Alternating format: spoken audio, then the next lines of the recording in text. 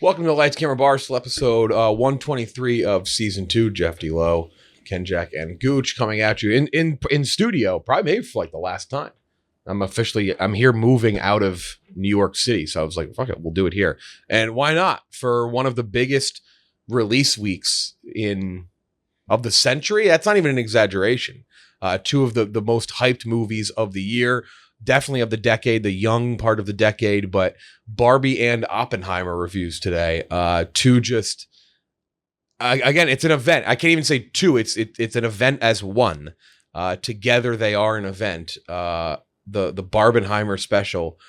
Two absolutely different movies in every way, shape, and form. For many reasons, seeing them back to back is definitely a fun event. But man, is it?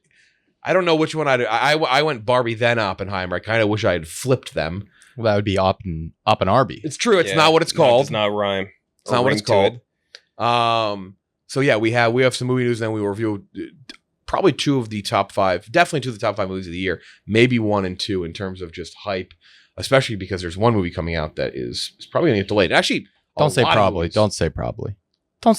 I've already just decided that Dune is getting delayed. And it's not even just Dune. It's going to be other things probably as well. They wouldn't just delay Dune. Fuck. But we'll get into Barbie and At least we got this. We did get this. That is true. That would have sucked if this moved. I mean, what is this? Is this the biggest event at the theater since Endgame? It has to be, right? For sure. Maybe not the biggest release in terms of like the impact. Obviously, Top Gun Maverick, Spider-Man No Way Home. But Spider-Man No Way Home had that weird thing too where it's like, unless you're a big fan, you didn't really know that the Spider-Men were going to be in it. You didn't know Tobey Maguire and Andrew Garfield were going to show up. Yeah, unless you were following. And it kind of like snowballed after that and made a shitload of money.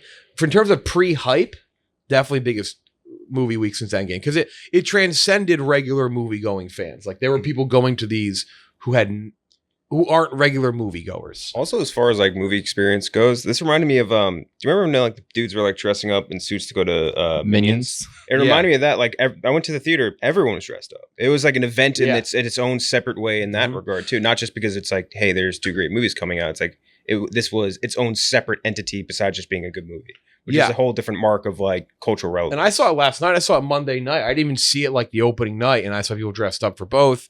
So I didn't get a chance to see it till Monday evening. And you'd had no idea. It was both theaters packed, just absolutely slammed. So yeah, we'll get into those in a minute. We'll get into the reviews in a minute. But first, a word from one of our sponsors. This episode brought to you by ZocDoc. I could read the copy, but I've actually used ZocDoc for years. Amazing app. Very recently as well. I have a hearing problem. I can't hear anything. So does Oppenheimer, to be fair. I did hear. You got it. I did hear that movie though. That was I was actually very worried. I was like, am I not gonna be able to hear this fucking movie? Kind of hard not to. But ZocDoc, great app or website if you're using it on desktop. You can find amazing doctors, book appointments online, especially if you're like in a city or in a place that you're not familiar with. Like I just moved, I didn't know where to go. Needed an ENT for my hearing issue. Do you guys have braces? Yes. Anyone have that bottom bar in their mouth still? No, I got bottom and top. Is it still there? Yeah. Apparently you're not supposed to have it there after like a year. Oh, I've had it for... He's like, how long have you had this? I go, 10 years. He goes, oh, that should have been out for 10 years. 10 years ago. He's like, it's now moving your teeth in the wrong direction. Jesus. Wouldn't have known this if I didn't find someone on ZocDoc.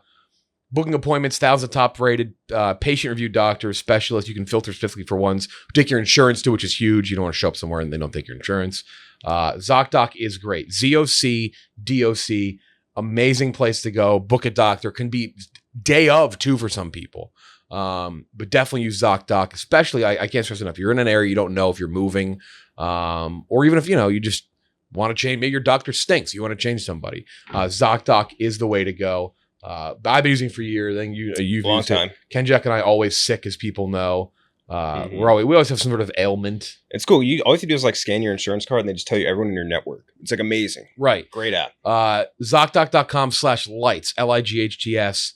App. Download the app for free. Book a doctor. ZocDoc, ZocDoc.com/lights. All right. Sorry, I don't have my computer, so I'm reading the rundown off my phone. Yeah, we'll talk about the delays. Obviously, the writers, actors, everybody strike. Possibly going to be delaying movies now, which is really sucks because after COVID, you're like, oh, well, that was a weird thing where they delayed movies. That won't happen again. And then it's just a year later. Yeah, it's like, what the I'm just sick of, but I get it. Like, I get it. This is a significantly more, like, you can understand it more than COVID. You know what I mean? Like, It's a much more controllable situation. By the studios. Yeah. Anyway, still sucks no matter what. Dune Part 2 in the lead to get delayed. That's like the one, too. It's like the one that I did not like. If I could save any movie from this year from getting delayed, it would have been Dune Part 2. Which the tough thing about Dune getting delayed is the last Dune was delayed as well. It was. Yeah. That's right. They've already come out with the 2 trailers. Like the marketing is like it's in the wind. Like it's happening. So that's like the tough thing of like, oh shit. The hype is gonna start really kind of hitting a peak now once Oppenheimer and Barbie fades off into August and everything. Then it's like, all right, the next big kind of release is Dune Part 2. And that getting delayed would be a huge bummer. Yeah, we were going to get Timothée Chalamet on next week, but they had to, because of the delay and the strike, we weren't allowed to get him. It fucking sucks, but the whole cast is actually going to sit in. Yeah. Fucking writer strike. Studios got to pay these guys, man. Yeah, I was going to go on a date with Florence Pugh next week, but she's on strike. Sucks, she's like, I got to be on the picket line, babe. Yeah. What did Tim Heidecker and Eric Wareheim were picketing that day? They said like AI is bad. And he says, how about AI? How about A? I think we should get paid more, or something like that. It was really, it was the perfect, like Tim and Eric, like they were being very serious, but they're like, God, we gotta do our characters. We can't be normal. It would be a huge bummer. There's like really nothing else much more to say. Like I get why they would. Obviously, Dune still has that more of a niche feel than an Oppenheimer and Barbie. It will need the push. It will need the marketing. It will need the talk show appearances. And if they're on strike, that's just not happening. Yeah. We need them paid. We need actors to get paid. Just figure it out. And writers figure it the fuck out. It was really bad when they showed the total comp for all the CEOs of all the studios. It was embarrassingly bad. Yeah, that was tough. Tough for the CEOs, man. And it's like the average pay of an actor was like $20,000, and it's like Bob Chapek or whatever fucking's getting paid. Like nobody liked. Yeah, he's getting paid like $50 trillion in points on the back. I guess it's crazy. Nobody likes Bob Iger right now either, though. It's true. And for a good reason. What a fucking suicide move he did there. That was insane. I just can't even get into that again. I mean, Disney at this point might just sell. Bob Iger might just sell the whole company to Apple at this point. Yeah, you've seen those rumors. The Apple rumors are heating up again. That's been a rumor for years. So when I worked at Disney, that was like the thing. It was like, fuck, are they going to spin off? Well, I worked at ABC, but obviously my paychecks were from Disney. But it was, oh shit, are they going to spin off ABC and ESPN and then sell the rest to Apple? Which obviously, if you get dumped off the side and the rest goes to Apple, it's kind of a bummer. Apple makes complete sense to buy Disney. They own the Pixar brand for a long time. It wouldn't make sense, but like obviously, like that's Iger's mindset. It's like he's extended till 2026. Like let's just get rid of this thing and just sell it to Apple. I wonder if that would get blocked. You know what I mean? Because of the merging of too many studios. You know what I mean? By Congress or whatever. Is Apple a big enough studio at this point for it to be an issue? That's the only thing. I don't know, but like as a conglomerate for sure. I could see it getting fought, but also Apple would pay with fucking cash, which is just crazy. Yeah. It's just like disgusting. It's like just crazy. Fucking Steve Apple, he's got the bank. They would just walk up, just drop a couple bags. Tim and Apple coming out and he's like, yeah, get the new iPhone Goofy. Our new brand intertwined. I don't know. We'll see. But Dune is definitely on the block to get delayed, which would be a huge bummer. We'll get delayed to 2024. And at that point, like, when do you delay it to 2024? Do you delay it to, like, do you really put it in, like, January or February? Like, you probably don't. You probably put it for beginning of summer. You think so? It'd be a hefty delay. They're not going to throw that in Although January, a lot more February. good movies have been coming out in the early, like, at least over the last 2 years. A lot more than usual. Which is it's also a movie that they really want to be an Oscar contender too. It's like I don't know. I do think studios need to move away from the old idea of like good months, bad months, like, or at least not be so reliant on them. Because you see Mission Impossible wanted to get into a good month and avoid August. They got fucked by that. And if they had just done August, they'd have been fine. There's going to be nothing there. Yeah, Blue Beetle. Gonna be Blue Beetle in that fucking bird movie, the duck movie. What the hell? The duck animated dude. When I saw that trailer before Barbie, I was like, what? I was like, this isn't a real movie. There's another one too. There's a bunch of really bad trailers ahead of Barbie, but like, I said it when I was in the theater. You got the same ones. It was. I was like, yeah. If I hadn't been into the movie theaters in 3 years and like I didn't pay attention to this world and like didn't see trailers, shit like that. If I saw these trailers before the movies, I would think all new movies suck too. I'd be like, what the fuck is this? It was the Mallards and what else? It was. And it was the voice. Oh. I mean, the Blue Beetle trailer gets worse with every time. Blue Beetle's very tough. And now, I don't know if you guys were early enough in the AMC screening, but like they had a person like introducing Blue Beetle. Like they hired someone to do like one of those Maria Menounos like pre-roll things. And she was like, hi, I'm XYZ and I'm here to introduce Blue Beetle. And she was explaining all the characters of Blue Beetle and why they're so cool. And like, that's doing such a bad job at it because like nobody cares about these characters. Let me tell you about Ted Cord. About these dying DC characters. It was just fucking really have to explain your comic book property is just not. Yeah. It's just not ideal. It's not what you need to be doing. Jeff, how much do you think Blue Beetle cost to make? Me and Ken Jack looked it up last week. Yeah, I feel like it probably cost. They've been making it for a while now. Is it over 100 million? It is over 100 million. 180 million? 120. That's still a lot. Still too much. For a movie crazy. That if the movie costs 120 million and you have to have somebody come on screen before a movie and explain what it is, that's probably not a good thing. It's tracking for $30 million right now. So it's not great. Like opening? No, like box office overall. Holy shit. This is made by the way, the Mallard movie, Migration, made by Benjamin Renner, brother of Jeremy. Kind of a weird little thing. That he really is? No. He's some French guy. Crazy. The Exorcist trailer played before. Yeah, it actually looked good. I kind of like that trailer. That's scary. It's scary. It's a very scary, on the nose. This is a fucking sequel. Yeah, dun. Like it's like playing or not that. They play the music. They show old characters overlaid with what they used to look like. It's like very, very much like, hey, this is the same shit. David Gordon Green. Dude, those kids were scary as shit, dude. They scared the shit out of me. Yeah, that was a scary ass trailer. And it's an IMAX too. I kind of had to look away at some point. Baby watching. I was kind of like, it's like, let me check my phone real quick. So that's I guess general movie talk. Let's talk about some trailers, some other things. Invincible season 2. They did the Adam Eve special too, which was sick. Yeah, returns for part 1 in November, then part 2 in early 2024. Voice work for season 3 is complete. The Adam Eve special dropped a surprise on Prime Video. So yeah, that's good news because Invincible's awesome.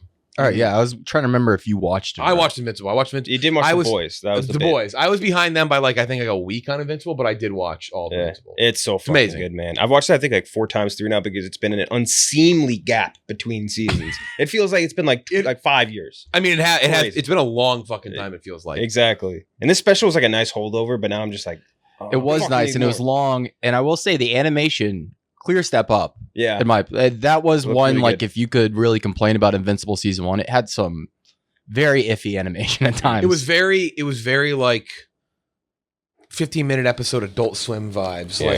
With it, which was like fine. It's a great series, but it definitely was. You're right. Like I think animation, it could take a leveling up. It is. I feel like we've seen enough about the 3rd season, where that's why I feel like they just finished the voice work for the 3rd season. Right, so it's like we've seen enough like random 3rd season notes, where that's why there were times where I'm like, did we see a season 2? Like, am I just stupid? But no, it really has been that long. Yeah, I think they're just trying to like ramp up the production where they can just start churning this shit out because they're gonna do the full story.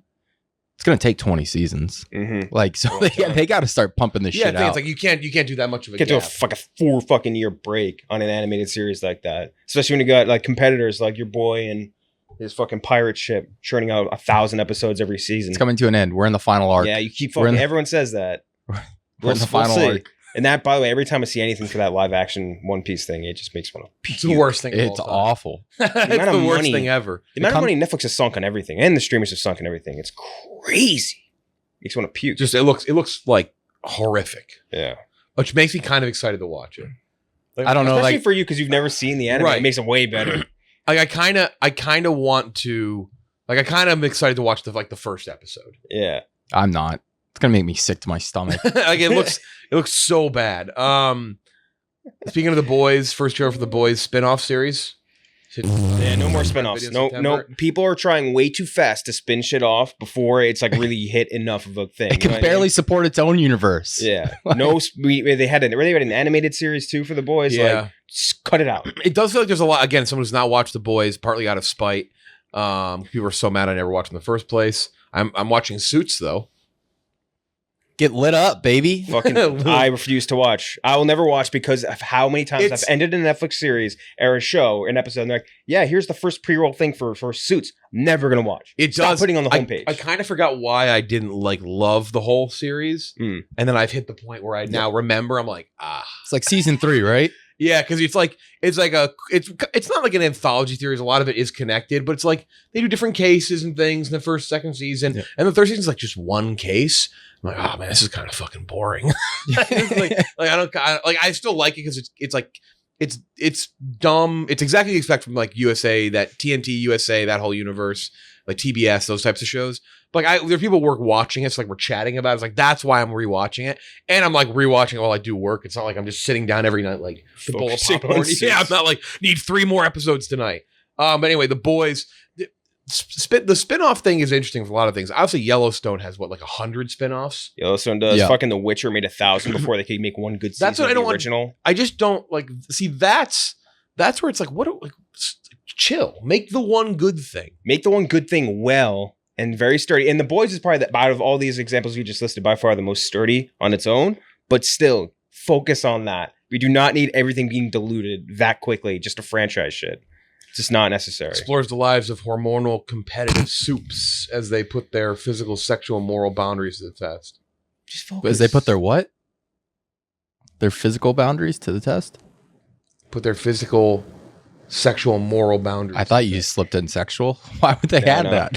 They did. So this series, just based off the trailer, only college exclusive for young adult superheroes. It looks like all the complaints that people have about The Boys, kind of like that's concentrated into one bit. Yeah. Yes, like it just like no subtlety, just kind of crass for the sake of being crass. Like it does not look good, and the effects look terrible. Real bad. Really bad. And like Amazon has the money where like most of their stuff that they sink good money into looks good. Like Lord of the Rings, whatever the fuck you want to say about that, gorgeous show to watch. They could have probably waited and just use that money towards The Boys season. Or just not, don't make this. I don't know who was asking for this. People just want more of The Boys. Don't make the animated series either, dude. Like, people don't even like half the characters in The Boys. They just want like Billy Butcher and Homelander. Exactly. And it's just this is like an epidemic almost across a lot of different properties in the world. Like once any studio sees like, oh, we have like vague interest in this thing that we're adapting, like then they're just we need to make 500 different things of this and overflow it. It's kind of crazy they didn't do that with Wick. Like one of the few things, and now they are almost. Wick had, but even that, like they took their there's 4 John Wick movies. Yeah. Like that's fine to spin off at that point. Like there is going to be one coming out. Like there's 4 John Wick movies, and it was relatively conclusive. I guess the 4th one. So like you could be like, yeah, now we're done with this, moving on. All these things are still running. And I think by far the worst example of this is The Witcher, because The Witcher had one okay season, and they're like, we need to make Blood Origin. We need to make the Wolf's Wear anime. We need to make this. You do not have any legs to stand on. Why are you doing this? Imagine them doing like a Covenant spinoff for Halo. Oh, dude, this reminds me. And I sent this to you guys yesterday. That interview with the casting director for The Witcher. And all these other, and yes, she was like the casting director for that, and like by the way, her repertoire was her resume was so bad. It was like Thor: The Dark World. Yeah, she did Thor: The Dark World and all these other things. But like her whole thing with The Witcher was like, I cast the character, the main female protagonist in The Witcher. It's like I casted her as a half Indian woman because I wanted people to realize that non-white women could be beautiful too. It's like, what the fuck? It's like what a disgusting way to approach casting a movie. Like thinking like you're showing the world that non-white people you're the one breaking that barrier. Yeah. It was so fucking gross, dude. And man, The Witcher is just it's rough. It's in rough shape. Yeah, the Yellowstone spinoff thing kind of cracks me up too, though, because there are so many. Here's 1928. There's so many. It's like I just imagine whoever the CEO of Paramount is just keeps Taylor Sheridan locked in a little. That's new series. What the fuck? When did that come from?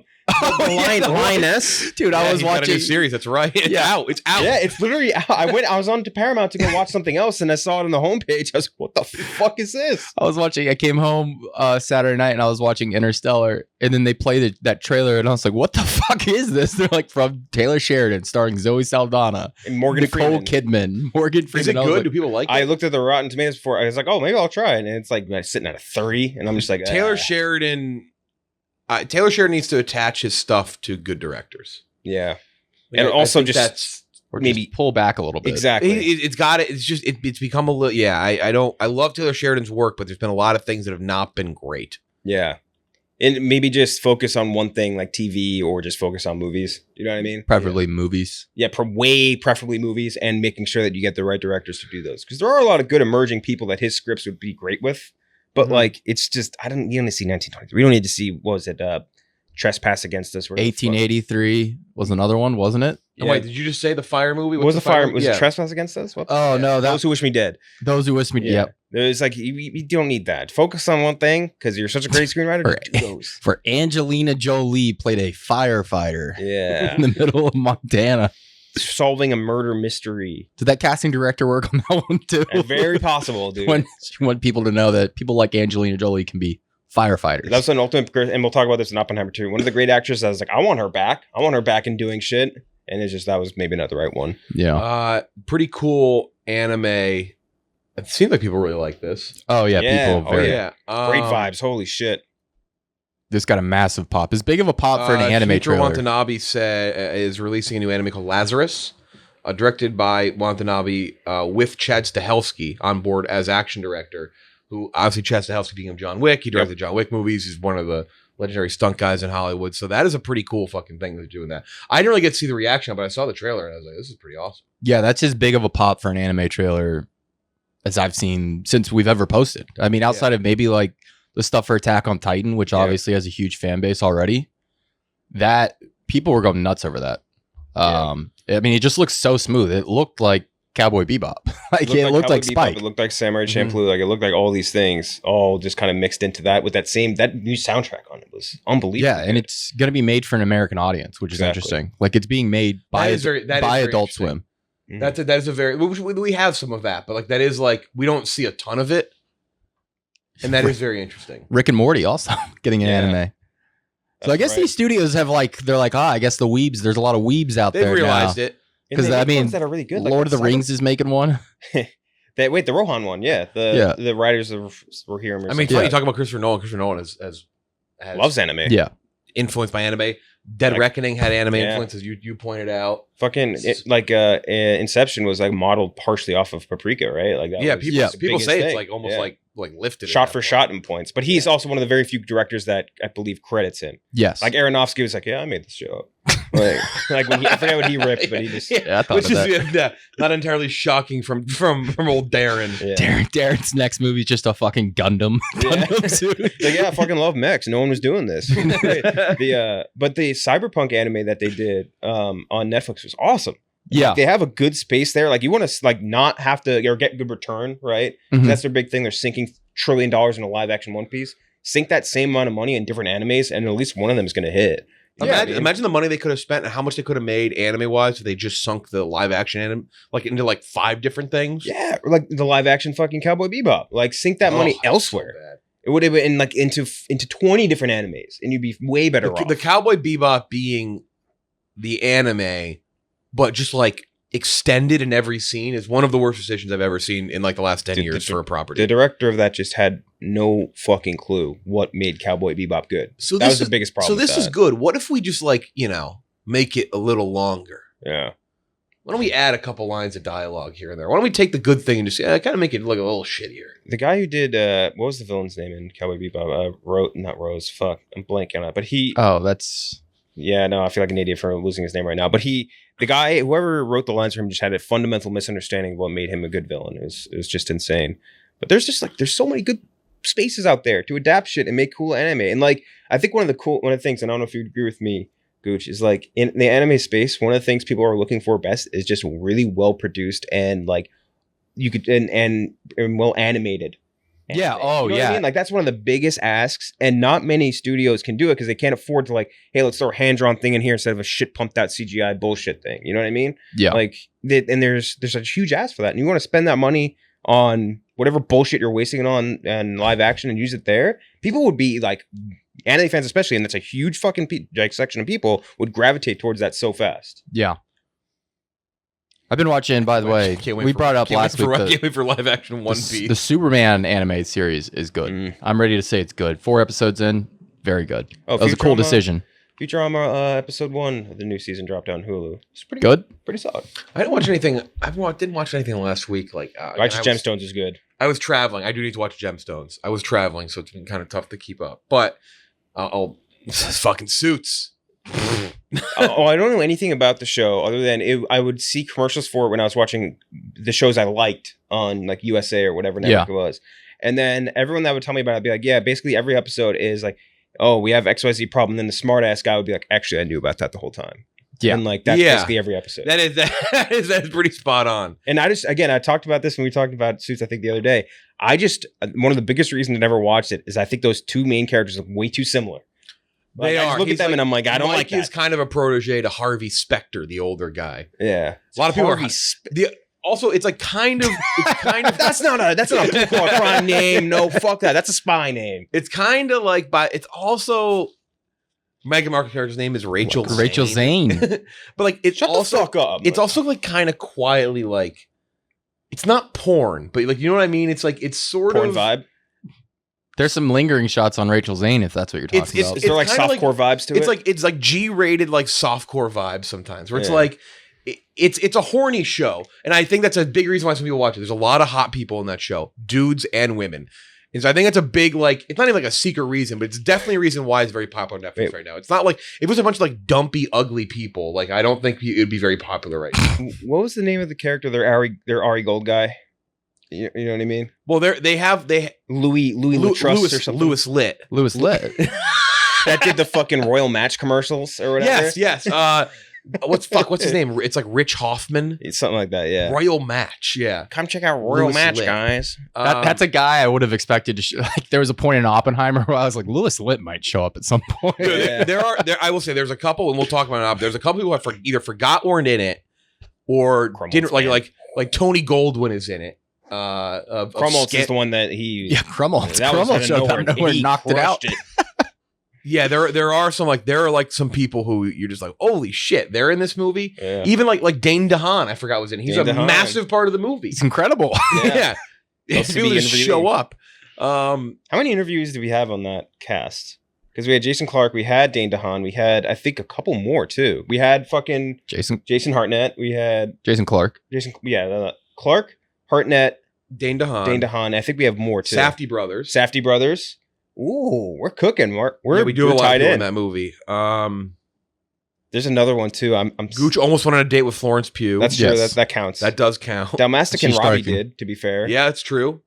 Tom Conti. I had lunch with him the other day. He was pretty cool. Who else we got? Why didn't you stick out your tongue, Tom? Why didn't you do the thing? Jack Quaid? Did we do Jack? No, we did Dennis Quaid.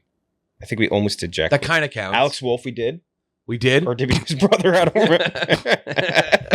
Actually, no, we did do him. We did not do the Yeah. brother. Nat, right? Yeah, Gary. No, Nat was in like the Sick Playlist movie. What's that called?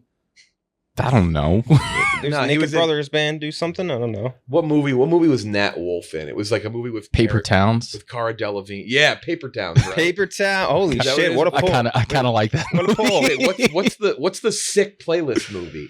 Oh, Nick and Nora's Infinite. That's like Yeah. Michael Cera. Yeah, that's Michael Cera with Kat Dennings, right? Did we ever do Matt Modine? We did some people in Barbie too. We did. Like It's fucking. I had a bunch of people. All right, so let's talk about.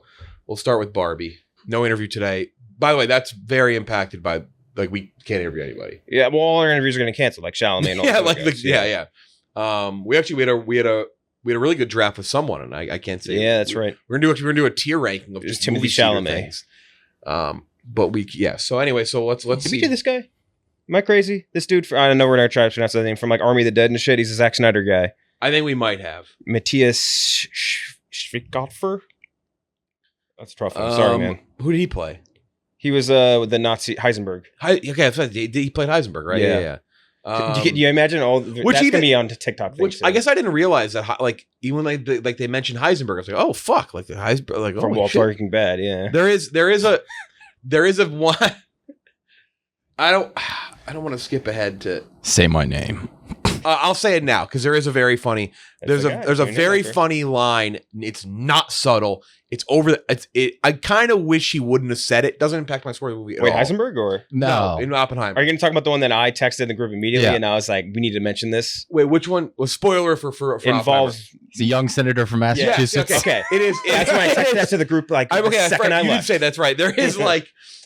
There's a couple of those. Spoiler for Oppenheimer. So they do mention John F. Kennedy in the least subtle way. My theater laughed. My theater kind of gave like a like they were going to start it. There's a very funny fake post-credit scene for Oppenheimer. The Einstein one was very good. Really amazing. Funny. Well done. But that's kind of what it felt like with Kennedy too. Is like the young senator from Boston. It's like you cut it there. Yeah, just stop right there. Stop right there. We know who it is. You didn't even need to say that. Just like some young kid from Massachusetts, like he's like some young upstart. Yeah, something like John F.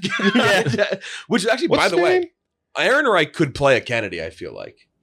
I mean, I played him in Times Square, and I am a Kennedy, so I think it all transitive property works out. I could see him playing like a young, like Bobby Kennedy. Like I could see him playing. I mean, Jason Clarke played a Kennedy. Yeah, played Ted Kennedy in Chappaquiddick. That's right. But that was really there were some like historical biopic universe vibes and like some like the reveals. None as egregious as like the end of The King's Man with Hitler showing up at the end of it, or the end of The Post when they show him unlocking they show him with the tape on the door at Watergate. Yeah, the whole audience. Holy shit! All the president's men. Literally like Marvel post credit claps is so funny.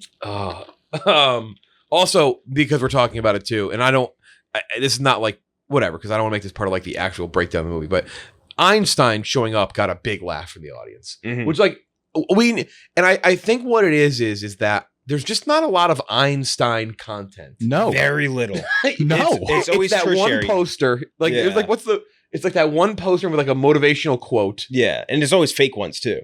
Or cartoons. Yes, like cartoons. Yeah, like there would be like a cartoon character that's supposed to be Einstein, but isn't actually Einstein, or will be Einstein. And you look him up, like when you look up pictures of Einstein, he really is that goofy. Look, he's a goofy looking dude. Yeah. It's always weird because our reference from him as a kid is never seeing him specifically. It's seeing people like characters inspired by him, given the same hair, given this, and it's people referencing him. Transformers character. Yeah, like good job, Einstein. Like people will say shit like that and sarcastic. We very rarely just see him.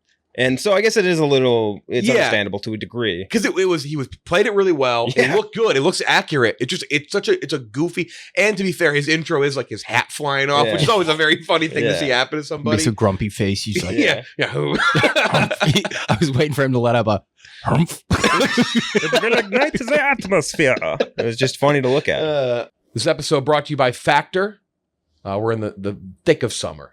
You might want some easy, convenient meal, especially like, you go away on the weekend, or you're going out on the weekend. You don't want to come home and, do a big meal prep, maybe for the week and all that. Factor, great. A lot of the big YouTube chefs I watch, they like Factor. I saw a guy test Factor meals against buying from the store and said it was absolutely worth the money and worth the price. They're incredible. That wasn't even sponsored. This is, though, by Factor. Maybe you're too busy with summer plans stuff. You want to cook, have stuff for the week, for the weekend, for those Sunday nights when you're home. You're feeling like, shit, I got to get back to work. Don't want to cook, but I also don't want to order, especially like in New York, spend $60 on like one burger and fries because of delivery fees. Oh my gosh. Which I would say that's a relatable thing for all cities, but I really do think New York is just the king at the worst delivery fees possible. Yeah. No, you'll pay for like 2 8-ounce smashed patties on a butter roll with some fancy spicy mayo, and they'll charge you $22 for it before the fries. It's just like, what the fuck? Before everything, it's delicious, but I'm like, what the hell? That's probably even before the delivery fee, and tip on top of that too. The delivery fee doesn't go to them. Any fast food place, honestly, going in store, it's not cheap either. Any fast food place commercial should have a disclaimer at the bottom, like, does not apply in New York City. Yeah. Rest assured with Factor, you get sustainable choices for food. 100% of their delivery, they offset 100% of their delivery emissions. 100% renewable energy too, with all their production sites and all that. So you're not just getting good food. The quality and the production that goes into it is fantastic. Skip that trip to the grocery store, maybe prepping, chopping. Make your life simple and easy with eating. And again, fresh, never frozen, under 2 minutes. That's the way to go if you're looking for a more convenient way to eat. Head to Factor, FACTOR, meals.com/LCB50. Get 50% off. Use code LCB50. Code LCB50 at factormeals.com/LCB50 at 50% off. Really good meals. People love them, and for good reasons. We do too. All right. Synopsis for Barbie. We'll start with Barbie. Barbie and Ken are having the time of their lives in the colorful and seemingly perfect world of Barbie Land. However, when they get a chance to go to the real world, they soon discover the joys and perils of living among humans, which impacts their lives back in Barbie Land. Star-studded cast. Both these casts are just unbelievable. Obviously led by Margot Robbie as Barbie and Ryan Gosling as Ken, directed by Greta Gerwig, who has done a slew of just fantastic movies over the last couple of years and has really established herself as probably the, correct me if I'm wrong, #1 female director in Hollywood. Qualitatively, I would say yes. Yeah. Like, I think people are going to say fucking Jane Campion or whatever, but no, it's easily Greta. Lady Bird is just, I love Lady Bird. I don't love Little Women, but I think I'm in huge I'm not in the wrong. Like, not the wrong, but I think I'm maybe in like more of the minority there. I like it. I think it's a really good movie, but I don't love it. But it's still really good. I would go a step further and even say she's like one of the premier millennial directors, like from that generation. Like, I think she's top 3, like in terms of pull and like written by. They crush it down. Oh yeah, they get down. Written by her and her partner Noah Baumbach, who also himself has done a ton of great stuff. Marriage Story, all this shit. They do everything together now. Yeah, recently, must be Marriage Story was a big one. But yeah, they do collab now. Yeah. Cast though, other than Ryan Gosling and Margot Robbie, Kate McKinnon went measured performance. Yeah, I gotta say they did a good job not letting who she was roommates with in college. Interestingly, really, yeah. I didn't know that. Yeah, Greta and Kate McKinnon were. Issa Rae, Alexandra Shipp. I don't want to read a ton of names if it's like people who like you wouldn't know. Simu Liu. He's looking at like Dua Lipa. He's like, "Yeah, you guys don't know." One of the Kens. There's a couple other Kens. I just don't want to say if it's like a surprise. Michael Cerino is in it. We interviewed Michael Cerino. Way bigger role than I expected it to be. Yes. Which is good in a great way. By the way, talk about like a deep dive on the toy after. Very funny toy. So fucking funny. Hilarious toy. America Ferrera. We know Will Ferrell's in it. Yeah. America Ferrera's role pretty huge. Mm-hmm. It's like the anchor, kind of. This movie's made an ass load of money. It's made $356 million of a $145 million budget. It's going to be one of the biggest movies of the year. It'll probably reach $1 billion. I would assume it's going to reach $1 billion. Yeah, I think this is going to stick in theaters for a while. Yeah. Biggest domestic opening in 2023. Biggest opening ever for a female director. Biggest opening for a movie based on a toy. Biggest opening ever for Margot Robbie and Ryan Gosling. Which is an interesting note because they are not Marvel stars. Which it's hard these days for stars to the level of Margot Robbie and Ryan Gosling for them to say it's their biggest opening. Yeah. Because like so many are in Marvel movies where it's like that just is like Bradley Cooper will never have a movie ever again that has the biggest opening because he was in Avengers. Yeah. Right? Yeah. So it's kind of funny to see two massive stars who are not in Marvel movies who get that pub. Biggest opening weekend for a movie that isn't a sequel, remake, or superhero movie. I thought that was the most interesting one. That is very interesting. For sure. It is an event. People are dressing up. It is absolutely a movie that is catered to women. Mm-hmm. Yeah. And I don't mean that in a negative way. It is for as much as like people say a dude's rock movie, it's definitely like a women rock movie as well. But we'll note there's definitely some people who, and we don't have to get crazy into the discourse, but like I don't think it's as much of a negative on men movie as people want to make it seem. If that's your takeaway, I think from the movie, I think you just have like. And this is partially due, and we talked about this too, like off camera, but like you get poisoned and weathered by social media to the point where you can't read past surface level of like anything where it's like a satire or comedy or something like that. And like that really hurts your ability to enjoy things. And I think if that's your takeaway, that you've fallen victim to that. Yeah, I just like I don't really totally get. I mean, I get it. It's making fun of men. It's like that happens in every other world in media. You know what I mean? But it's also like in a funny, at times, dudes rock way as well, though. And they even say like it still wraps up in a very like I don't know. It's not weird because like what else do you expect? Fucking social discourse. There's discourse on everything these days. Discourse on fucking Oppenheimer. Yeah, exactly. There's no Japanese people in Oppenheimer. Like there's everywhere you go. There's somewhere something about something. Interesting. So let me read some reviews from our coworkers. This is Barbie. Should I tie their names to it? I think no, and let people guess. Barbie is to women what Fight Club and The Matrix are to men. I think that's you can make some funny comps like what Barbie is for men. I wouldn't pick those two. I got to make a video about this. People with pink all over the place, grown adults at that, Barbie shirts everywhere, little boys dressing like Ken. What the fuck is going on? Jesus. Barbie is a 0 out of 10 if you don't have any Barbie nostalgia and you don't like camp, aka over the top bad shit. Which I did talk to this person about the movie because I agree on some of the takes of that what that person said, but I don't agree on the overall part. But I got to disagree with him on camp. That's not what camp is. Camp can be great. If you give this movie a 0 out of 10, you're just not critically thinking. You've never watched a movie. Yeah, like I laugh, sob throughout every minute of Barbie. 20 out of 20. Holy shit, I can't wait to go see it again. Why 20? The more I talk about it, the worse I think Barbie was. By the end of the weekend, I'm going to be raiding a Toys R Us and lighting dolls on fire, which is definitely the most exaggerated one out of that group because I went to Oppenheimer with that person last night and we kind of had the same opinion, but I just think there's a level of like that was Frank the Tank of how you talk about it on social or in videos where it seems maybe more exaggerated than the other. I don't know. I like Barbie. I don't know. Like I don't think it's transcendent in any way, but I also think there's this very weird thing that's going on with it where people are surprised it's not subtle. And I'm like, what the fuck did you expect? Of course it's like it's not a subtle movie. Like the message and what they're saying is very clear. Like there's a literal, and I guess this is not a spoiler, but there is a speech, there's a monologue. Like there is they tell you the point.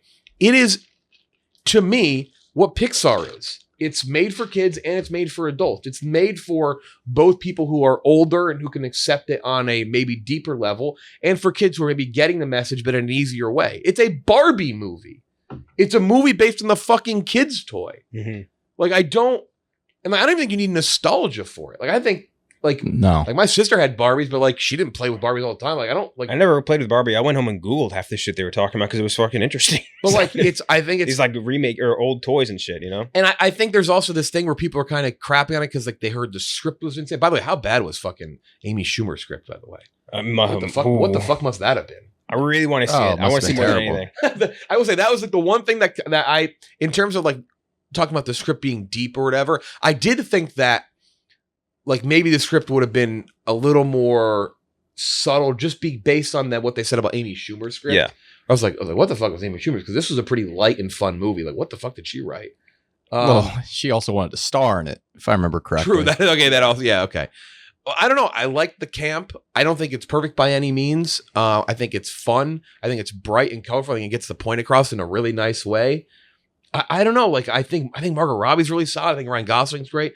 I don't think it's great by any means. I think it's a good movie. I think it's a good movie. It's very brave of you. Gave it an 83 out of 100. I wish I'd seen this movie a week ago because I have nothing interesting. Barbie's not going to fuck you, Jeff. I have nothing interesting to say about this movie, like in like the discourse sense. Like I don't have any, like I couldn't sit here and pretend to come up with a strong opinion on this movie. It's an 83 out of 100. I enjoyed the movie. I get why people who really love it. And I don't fully get why some people who are hating on it hate it. Yeah, I landed on 84. Like I was like, yeah, I think I'm going to be probably way. I'm going to be way lower than Jeff was. But yeah, no, I'm right there with you. I enjoyed it. Yeah, it's not great. Yeah, doesn't reinvent the wheel. Doesn't do anything like absolutely incredible. I think the biggest thing I'd want to focus on as far as a pro of this movie is just how fucking funny it was. You know what I mean?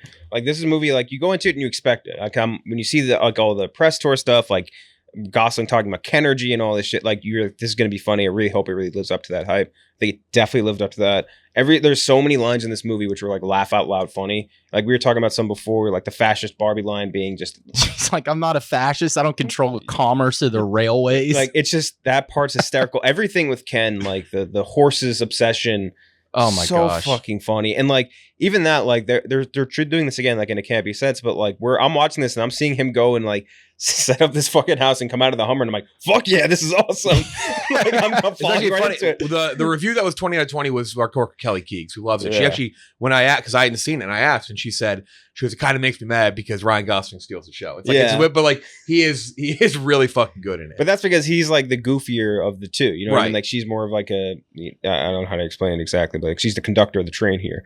But he's just so fucking funny. And like the way that they design a lot of this set, like the production of this, which I thought was awesome. like seeing like the real look of like a Barbie house, and like the fact that when they're on the beach, it's like plastic looking. Yeah. You know what I mean? It's all fake looking, and then getting into the real world, that being all regular. That was awesome. The dance sequence I thought was A++. Oh yeah, So goddamn good. Like that whole like little the Jets vs Sharks bit. yes, Just hysterical.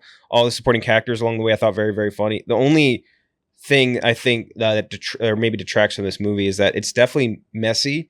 Like it gets all over the place. At points could have been streamlined, maybe a little bit better, and like been a little bit of a smoother ride.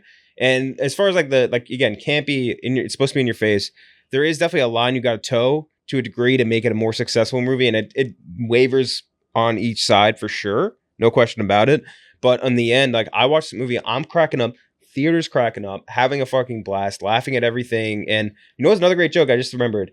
The scene where she's like, Margot Robbie's like crying and she's like, I'm so ugly or something like that, and it's like stops and it's like, director's note, don't cast Margot Robbie for this part if that's the point you want.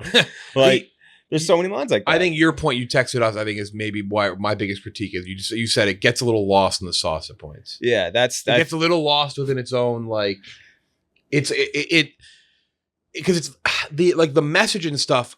I don't even like whatever. Yeah, I guess it hits you across the head, but I don't think it. I'm glad it wasn't subtle because I don't think it should be subtle for this. Mm-hmm. Like I think it should be pretty straightforward. But I think in terms of like this, like the style of like going in the real world and out of the real, like all that, like I do think that gets to be a little messy. It's not like nuanced. It's not perfect, and I think that's where it kind of you said like it gets a little lost in itself. Yeah, and that's I think the biggest detraction I can think of for this entire movie, because like everything else, like I'm dying laughing. I think the acting was great across the board. Margot Robbie hit some like actually emotional notes through the movie, which are pretty well done. I have a take that I've seen the Ryan Gosling Oscar campaign already start. No, it's Margot Robbie, right? Yeah, no, she was the performance of the movie.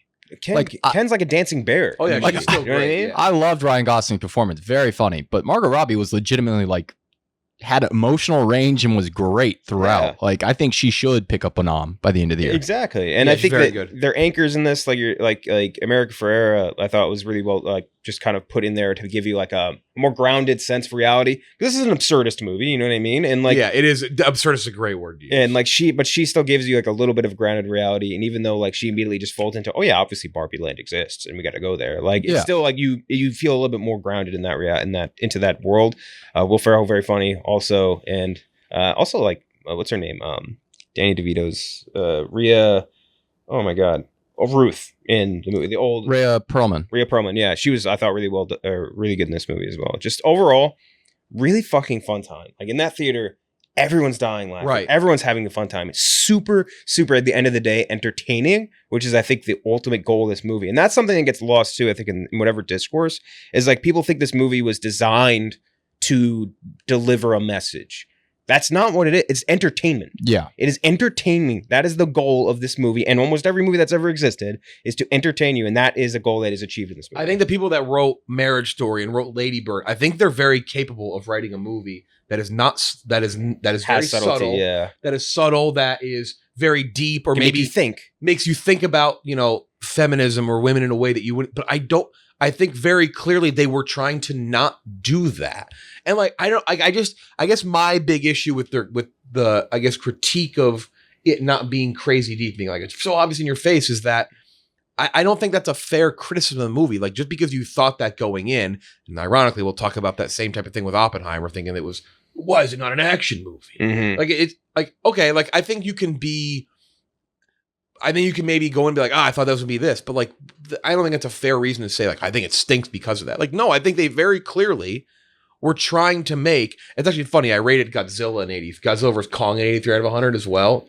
Kind of a dude's rock movie, but Godzilla vs Kong, like I think because you don't make it crazy deep, you make it campy and over the top ridiculous. I think maybe you limit the movie being potentially like great and transcendent, but like you deliver what I think audiences want to see and what your audience wants to hear and wants to feel and wants to see. I think that's what they succeeded here with. It's like Godzilla or a movie like that. Primary goal. I think had they maybe tried to make it this Oscar, crazy deep, it fucking sucked. I think could it have been maybe good? Yeah.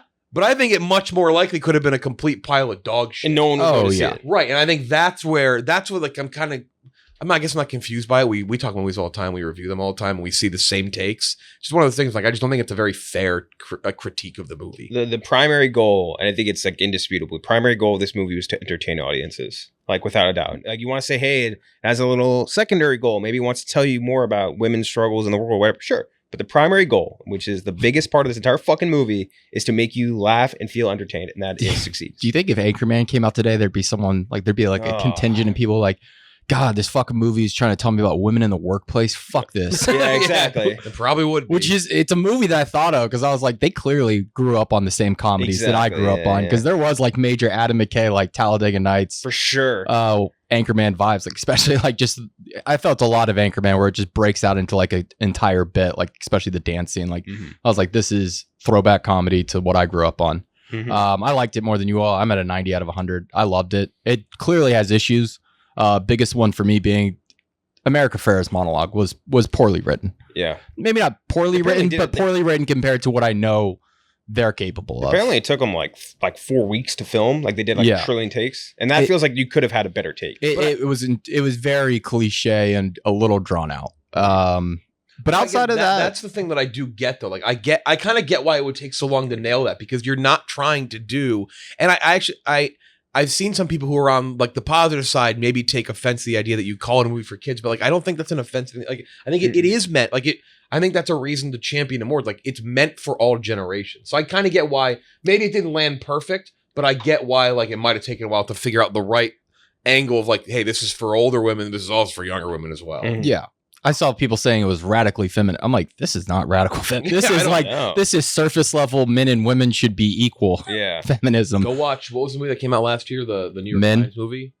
No. Oh, no. The one with, God damn it. She Said. Yeah. She's like that. I mean, there's if you want a radical feminism movie, there's a lot more options. Than Barbie. And that's another thing where it's like, we're talking about people giving this like a 0 to 100. Like you just haven't seen enough movies. If you think this is radically feminist, you have not seen a radically feminist movie. Yeah. You know what I mean? Like those exist. They're out there, and this is not what it is at all.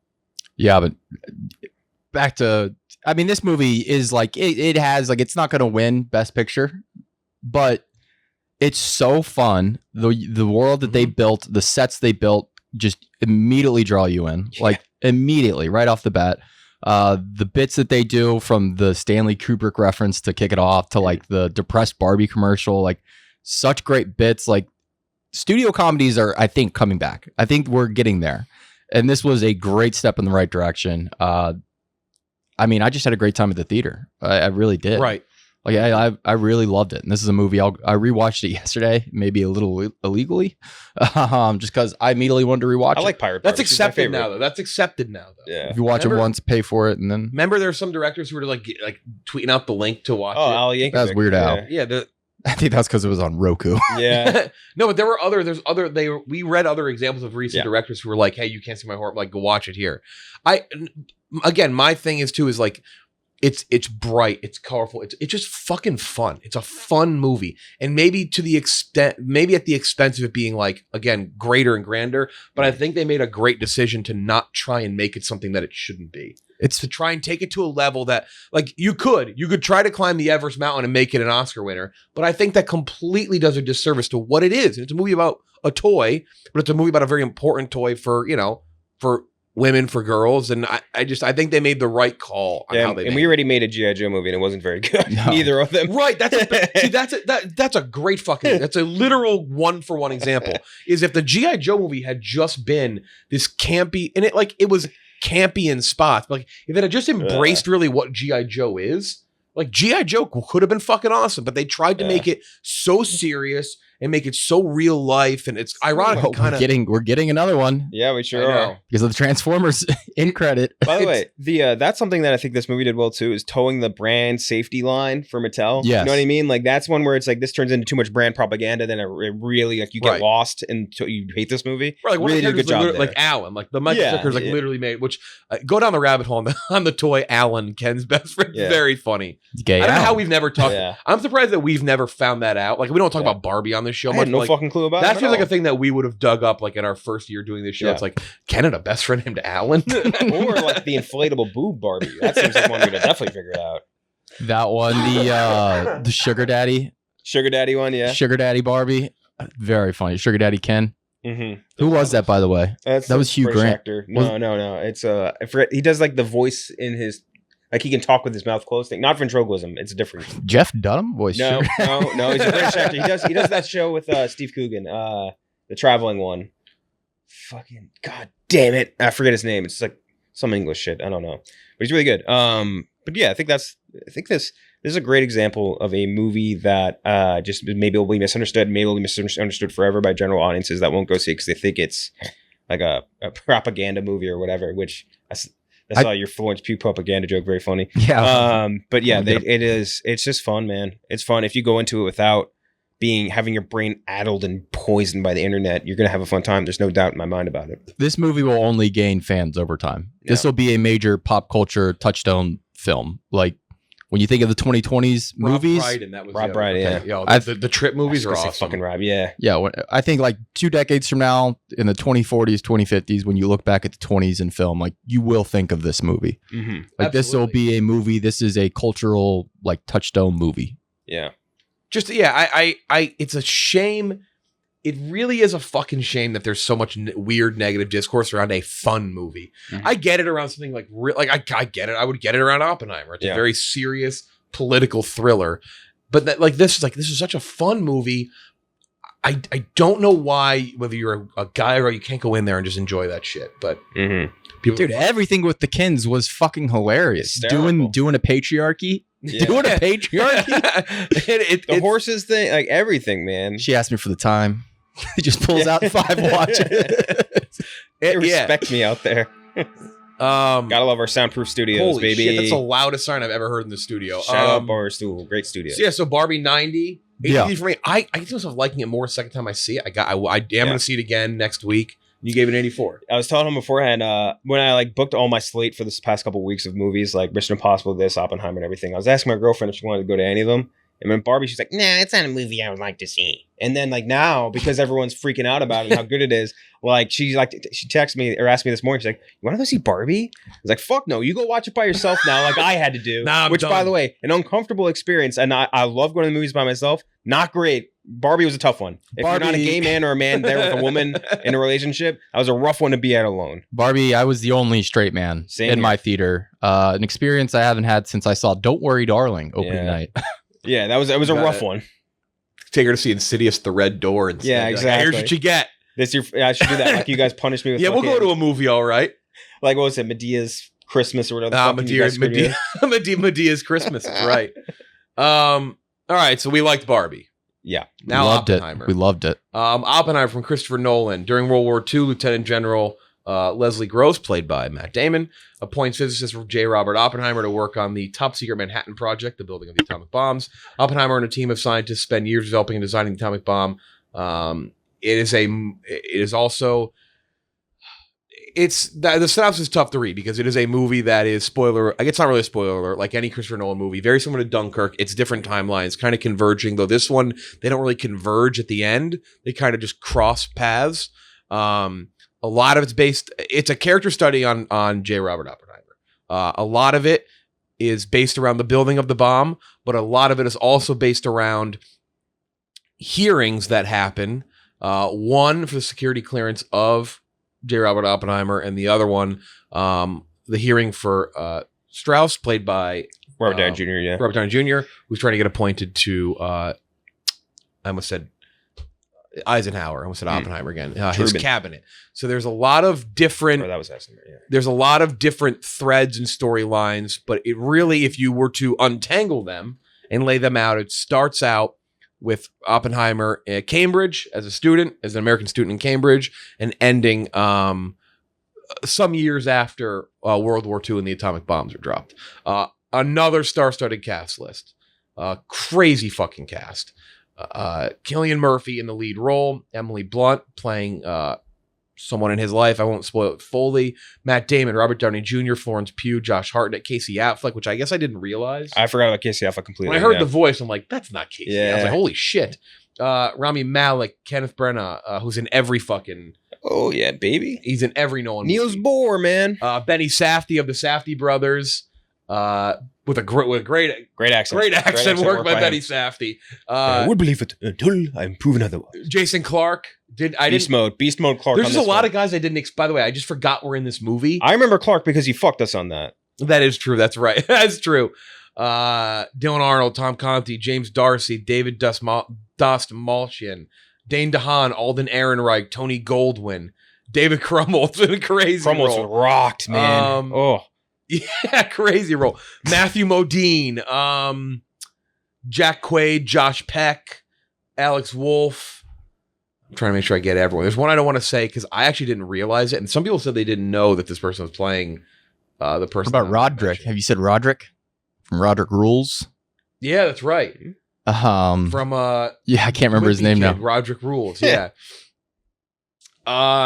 Movie's doing great at the box office. $180 million. I think it might be more now. $100 million budget, which is that seems wrong. I don't know how they only made. Blue Beetle cost $120 million. like what? This is where I'm like, they're cooking the book somehow. This movie looks like it cost $500 million to make. Like it looked. It's unreal. I feel like a lot of it's players playing for vets minimum. That's what I want to. I would love. True. I would love to see like. Well, what how did much they pay George Lopez $90 million to be in Blue Beetle? Maybe great point. $40 million alone for Batman's a fascist. Yeah. What format did you guys see it in? 70. IMAX 70 millimeter. IMAX. Did you see IMAX? Okay, yeah. So we all saw IMAX 70 millimeter, Lincoln Square here in the city. I do want to see it again in a different format. I do too. I'm going to make one small note. I am very curious how it sounds outside of IMAX. Mhm. I've seen some people say that the sound with this is a Christopher Nolan thing. He loves to blow your fucking eardrums out. I'm curious how it sounds in a non-IMAX theater. IMAX sounded perfect. Like perfect. But I've seen some people, though one of our coworkers, if you watch this channel, listen to this feed, Chris Klemmer, he said he saw it in regular 70 millimeter and said he had no audio issues. He said it sounded perfect. So I am curious about that. Yeah. It was my one thing. I walked out. We saw with our coworkers, John Fido, we saw last night. We had no issue with the sound. I kind of wish I had captions on this movie. You know what I mean? This is a movie where I'm gonna love watching captions. But also one because there's just so many different accents. Exactly. Too. Yeah. It is tough to understand some people. But that's less about the audio, more about accent work. This movie's unfucking believable, I think. That it's the last movie I'm ever going to see in that. I've seen 500 movies in that theater, maybe more. Been going there for 10 years. That is probably, unless I'm missing, the best movie I've ever seen. Oh wait, no, you are missing one. There's an IMAX movie we saw in that theater front row with Robbie Fox. Venom 2. I told Fights, by the way, I'm like, because we sat 3 rows up, which I will say, if you go to like that size theater, as long as you're like second row and up, I don't think it really matters where you sit. I think it's doable. The first front row is like dropped down. Actually, our coworker Chris Klemmer was there in the movie, and he was like the front row. Well, he's also like 2-dimensional, so it works. He got up in the middle of the movie to get a snack, and he'd seen it already. And you see this like just the wiry frame of Chris Klemmer walking in front of Oppenheimer. Also, the guy in front of us texting the entire movie and his shoe, which it wasn't even bright, so it didn't bother me. And he took his fucking shoes off. What the fuck? Oh, come on, dude. But the weird. So I actually looked. I was like, man, this guy's texting a lot. And I looked over. I snooped. Whatever. He's looking up the location of the Alamo Draft House in the city. I'm like, what? He thought it was like that right now. He's like, wait, is that what they named Los Alamos after? yeah. There's an Alamo Draft House. Way. Oh my way! I kind of think he might have been. So we could probably talk about that before even the movie theater experiences. Barbie was great. Oppenheimer, I had these irony bros next to me that were just fucking chuckling their fucking asses off at the least funny moments. And like they're the only ones laughing. It was the two dudes next to me would not shut up, and they brought in like a cup of like bad candy, like miniature. It was like mini Crunch bars and like mini Goodyear bars. I was like, why is this the candy you brought? Yeah. So my debate is that the best theater movie I've ever seen in that theater? It may land on no, because I saw Blade Runner 2049 there. But I saw it in Chicago. IMAX, not good. I got to see it again. But this is the 13th movie I'm ever giving 100 out of 100 for. That is I think is a perfect movie. I'm giving Oppenheimer a 100. I have no issues with it. And if anything, it's like maybe a tiny nitpick, and I just don't. If you listen to the show enough, you know me. Like I'll excuse like a little thing here and there. I have another 100. I have 100 out of 100 that is perfect. That has one of the worst scenes in movie history. It's when Charlie's mom sings in in the Chocolate Factory. I just don't acknowledge that. But like if I could fine tooth comb this movie, maybe find like one tiny little thing. Like, did they have to say John F. Kennedy? I'm not going to fucking take a point off for that. No. I think it is perfect. It is mind-blowingly good. It is one of the best acted movies I've ever seen. Here's the funny thing about Dune moving. I'm glad my one happy thing if Dune moves is that I want Dune to win Oscars, and I don't want these two. This would be a war at the Oscars, assuming Dune is good. This movie is going to be this might break records for nominations. I think it's going to do the Succession thing. What Succession just did with the Emmys, where it's just going to load up in the acting categories. Like it is. I can't pick who was the best performance. I can't. Every minute I'm changing my mind. I just think it is. It's a masterclass in editing. It's his best movie, Christopher Nolan. The sound is unbelievable.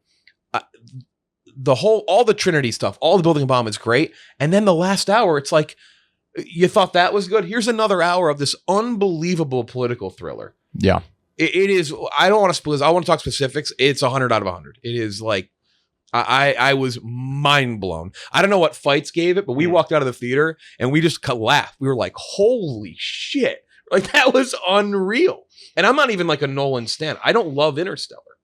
I'm not like a guy who loves like you don't like take this at face value. Like, I don't love every Nolan movie. He's amazing, but like, it's not a Nolan thing. I just think what we just saw is like literally perfect. 100. Yeah, I think that this movie was one of his most impressive challenges as a director, for a lot of reasons. Most of which I think being because of just the sort of like atmosphere he had to build in it. Because if you think of all of his other movies, there's so much he's able to do with. It's not even just sound, but like really visuals. Mm-hmm. Like the landscape is so much more open and for imagination, for all of those things. And this is really not. And when I left this movie, I tweeted like, I really feel like this was kind of like a really expanded play. And people were very confused by that. And I understand why, but I can explain it. And it's like, this is a Nolan movie that is about the atomic bomb. And the movie at its core is built on these extremely intense conversations in tight quarters, and almost every atmospheric feeling that you have throughout the movie depends on the actor's ability to convey it to you, which is super impressive. And like, because basically we know the stakes of World War II, right? We know that we win. We know that the bomb works. It goes off. We know Hiroshima. We know all this stuff. We know it's the first domino in our near extinction as a species. But for everyone watching, like, we don't know the anxieties that it placed on the people that went through it, because we're really weathered by the generations kind of ahead of us. Like, I'm 30, like, you're right ahead of me, you're right, I think right behind me. Like, the Cuban Missile Crisis happened when my dad wasn't even born yet. Like, that's the closest we've come to that extinction level shit. And like, we're that separated from it. Like, we're not scared really of the bomb. Like, I never grew up like scared of the atomic bomb. You know what I mean? Like, my biggest thing in my brain would be like watching the T2 scene, you know? So right. We didn't grow up really scared of it in that way. So like, and this isn't some big action blockbuster about a nuclear holocaust. So all that fear, which is a huge component of this movie, that fear and anxiety needs to be imprinted on us entirely through dialogue and the actor's delivery of it. And that, I think, was so impressive for Nolan, because that's something he doesn't usually need to do, is to impress everything through dialogue. And I think this is his best written movie. I think it's not even close. It has some of the best performances he's coaxed out of a million different people, which is crazy. And I think it does such a great job at putting together these little scenes, these tiny little like bit to bit to bit, tiny scenes, 2 actors, 3 actors sitting in a room talking and making you feel scared, making you feel anxiety, making you feel like all these different emotions without the usual Nolan crux of being able to do it through something happening behind them or an action scene or a setting or all this shit. It's really just how these 2 actors are delivering really good dialogue. And I think another just great moment is how this whole movie progresses, right? Like, a whole big part of it is the bomb going off, like you were saying. And then that whole second half, the political thriller, like, it's tough to come back to really get away from that climax of a fucking nuclear bomb going off. But I think that closing 20 minutes, when you get some of that dialogue, Strauss losing, and that line of Alden Ehrenreich saying that maybe there's something way more important. Like, that fucking line is so killer. And then they follow it up with the line of Oppenheimer to Einstein, being like, I think we did. Killer. What a fucking stamp on an end of a movie. That is one of the best endings I've ever seen in a movie. And you know that you get the sense that is how it's going to end. You're going to hear what he says. I guess spoilers here too. So I guess you're going to hear what he says to Einstein. Yeah. And you kind of, I don't know, maybe I'm a big dummy, but I kind of thought he did say something about Strauss too. So I was like, oh, maybe he did. But then you just, when Ehrenreich delivers that line, you're like, oh, fucking hell, man. Yeah. Like, it's so much bigger than these, and that's the dread of Oppenheimer, him realizing it's so much bigger than him, but where Strauss doesn't at all. Yeah. It's unreal. Yeah. The ending is crazy. And I think the last thing was just one of the most impressive parts. I know like all of us have noted this, the ability of him to get like near career best performances out of 50 people. Yeah. And like in lines of where it's like and like when you think about like ensemble cast and almost anything, like it's really difficult to kind of get like a good level of like kind of like worth their time for each actor. And like every single actor had such a concentrated punch for their screen time. You know what I mean? Like Jason Clarke had a little more time than like our fucking Rami Malek did or whatever. And like very few actors was I looking at them and just thinking like, that's that guy. You know what I mean? I was just thinking like, wow, they did a really good job delivering that dialogue in that one moment. Like Cromwell's a great example. Like he had like 3 scenes, all of them awesome. Like, you know what made incredible. I thought about like you, especially because we review Bohemian on this pod, is when the first 2 scenes of Malik, he doesn't speak. I was like, oh no. He's just a little guy. I made a mental note. I'm like, man, we're going to roast this motherfucker. And then he comes in and he has one of the most important scenes in the movie. I was like, oh shit. Yeah, exactly. And like it was just a perfect job of that as a director, which I think is an incredibly difficult thing to do. Just used perfectly. Rami Malek was just a little guy. Yeah. He's just right there. Wait, what do you give it? I ended up giving it a 91 out of 100. I think that it is above like an Interstellar, like you were saying, like that. I have it below some of his better stuff. Like Inception, I think is a better execution of a movie to me. But it's just one of those things where it's really nitpicky. You know what I mean? Like, and I can come down to some things. Like I'm like you, I'm not going to take the point off of the JFK thing, which was egregious. It was an egregious moment. It was like a Marvel moment. You kind of it takes you. It only takes you out for a second, but you just kind of go, like, wait, what the fuck was that? It makes you like groan. It's like, oh no, come on, man. I was like, don't say it. And there's look like John F. Kennedy. Yeah, fuck. But there's I think some other moments where they could have like kind of cut, because I gotta watch an 8-hour cut of this movie. You know what I mean? I could watch 8 fucking hours. Like I left the movie there and I was like, oh, I could done way more than that. And I also think it could have been shorter. I also think it could have been. I was talking to Kirk. Kirk thinks it's his best too. He's like, he said the other one he pointed out, which was a little like, oh god, a little schmaltzy, was the scene of him as an older man when he gets the award. Yeah. Like you probably could have from Lyndon B. Johnson. That might have been, you could probably, but he's like, again, that's like, it's like nitpicking if you for some of that stuff. I think that maybe 3 hours, as much as like it needed at the time, I think this could have been a more consolidated time frame, if that makes sense, and it would have been a more powerful punch, or maybe just a bigger one. If this is like a Nolan-led miniseries, I thought there was a period where I was like, this maybe was pitched as a miniseries at one point. Because it feels almost like, do you remember like Chernobyl, one of the best miniseries? That's exactly what I was thinking of, Chernobyl. Not just because of the nuclear elements of it, but just because of like the how. And even there, you get a lot more of like physically seeing shit. But like so much of the dread in that is just hearing Jared Harris being like, yeah, if this gets into this river, then 20 million people are going to die. Yeah. Like that, so much of that just being conveyed through somebody saying it versus like you having to see it. And I think if I could have seen this in like a 10-part miniseries, I would have shit my pants. Like it would have been so goddamn good. And that's not a detractor of what could have been versus what is. What is still amazing. Oh, yeah. I mean, if you give me a miniseries versus movie, we're on this podcast. I pick movie every time. I like knowing 2 to 3 hours. I get the story. I'm in and out. And it was almost back to the actors. Did you guys have like whiplash to the first 30 minutes at one point, and then you kind of settled in? Like, did you kind of just like, holy shit, he's in this, and like you finally settle in, you're just like, okay, just everyone's in this. Mm-hmm. When Josh Hartnett showed up with that hair, I was like, he was so sexy, dude. I thought it was Val Kilmer at first, and I was like, no, it's good Bruce Wayne. Really could be a good Bruce Wayne. So sexy in that movie. He Holy so shit, good. Dude. So I'm at a 90 out of 100, same as Barbie. Different reasons though. Obviously, one is more of just like I love it for the pop culture moment it is. This one, I love it for just I can't believe Nolan has this in him. Mm-hmm. Like it's kind of crazy, right? That Nolan has this gear. Like this was Sorkin level dialogue and very many like you said, small rooms, heavy dialogue, going back and forth onto the next scene. Pretty nuts that he can do this. Like I legitimately just did not think he could. The performances across the board, personal favorites in terms of supporting. Obviously, I think Cillian, at this point, you have to lock him in for best actor. He's hauntingly good. Mm-hmm. So good as just a tortured man who also not only tortured, but prideful and like he wants the adulation. Like he Yeah. won't give that up. And they do a good job of showing him as like kind of the coward. You know what I mean? Where Yes. like he switches his allegiance on shit all the I time. mean, fucking Truman just fucking makes fun. Yeah. Oh, Boo hoo. yeah, here, bitch. Yeah, dude, great. Oh, Which now we said spoilers. I guess I missed it. I had no idea Oldman was playing. Yeah, He did a pretty good job. Oldman just collecting old historical white men. Yeah, fucking Churchill and him. Get him in the fat suit. What other He's trying to one hit the triple crown. He's He's gonna be trying to play Stalin. Hitler. He's gonna be Stalin and Hitler now. Yeah, Stalin, Hitler. Yeah, he's gonna play all of them. Oh, that was fantastic. Real story, by the way. Yeah, true Truman story. did actually. which the irony offer- bros fucking cracked up at, which annoyed me in what would have been a really good scene. What is a really good scene? Yeah, but the supporting cast, I thought Casey Affleck, fucking Scary. holy shit. Well, he is kind of maybe scary in real life. But he was scary. It's true, but he was phenomenal. Dane DeHaan looked like a young Leo. He did. I'm glad you said that. I was like, man, it looks like he could play like a younger version of Leo in a movie where Yes. Leo's the main guy. Like, it's crazy. Yeah, it's pretty nuts. Like, so You good. guys are Like, gonna get tarred and feather for that. what? Once this episode comes out, that take Dane What? DeHaan could be Leo. Like I agree with you. Oh, no, he looks exactly does. like He him. looks- You're correct. I'm just telling you. You're gonna get tarred for that one. Hey, He- I'm a fan of Valerian. Whatever.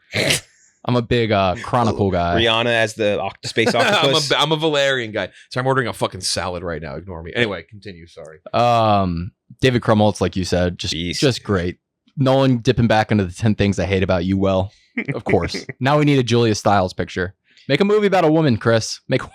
Which, by the way, I already saw some of the takes coming out of this movie being like, yeah, they didn't do enough of a good job talking about Gene or this. It's like, it's not about them. It's not fucking about them. This is the world where the men were doing everything. Emily Blunt had one of the biggest She had one of the best scenes in the movie. So Fucking crazy. I will say my where my complaints lie are actually in the writing of the women. It's not so much that I don't think that they get enough screen time. It's like They screen time. They do how Nolan portrays an alcoholic. I thought was very comical at Very points. bad. Like she's like just holding on to a whiskey bottle the whole movie. Yeah. Like, it's like I don't think that's a alcoholic. I think she Yeah. just has a crutch. Well, She no, was- that's she was- too much of like showing you what an Yes, alcohol. Yeah, yes. we it's know. just like, we know. okay, we get it. She's an Yeah. alcoholic. And then she does knock that her scene with Jason Clarke when she So fires good. back at him. I mean, we got some claps in our theater. The chemistry there was like between the two of them on screen. I wonder how many takes that it was so fucking snappy. It was really good. It was very I think you said it's there's a lot of Sorkin energy with the writing of this movie. Yeah, like she goes 16 weeks. Actually, no, 17. Well, 18. You worded Yeah. your question wrong.